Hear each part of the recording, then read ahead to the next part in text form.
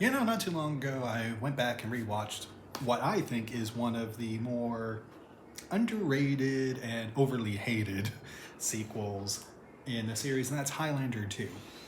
Now, I love this particular version of Highlander 2. Now, for those of you who are unfamiliar, Highlander 2 has a couple different versions. There's a theatrical version, Highlander 2 The Quickening, and then there is the Renegade Edition, otherwise known as the Director's Cut, that's just called Highlander 2.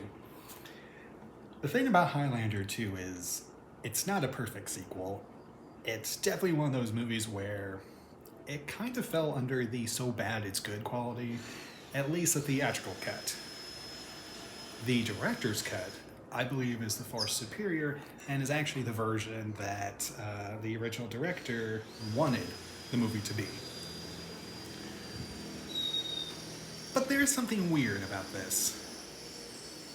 That is the whole Zeiss thing about the immortals actually being aliens from another planet that were exiled to Earth to play this game and become immortal and everything. That's all cut out. Instead, they mention present day Earth as the future, or mention going to the future, which leads you to believe that the immortals come from the distant past, but yet somehow they were transported to Earth, present day, or at least from Connor McLeod's time, what is the future? It gets a little weird and muddled.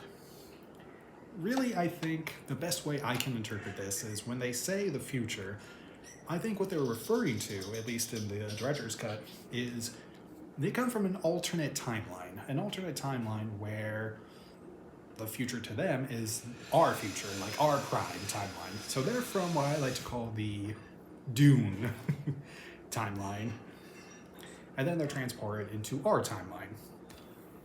That's actually the best way I can come up with it. That makes the most sense to me. Let me know what you guys think about Highlander 2.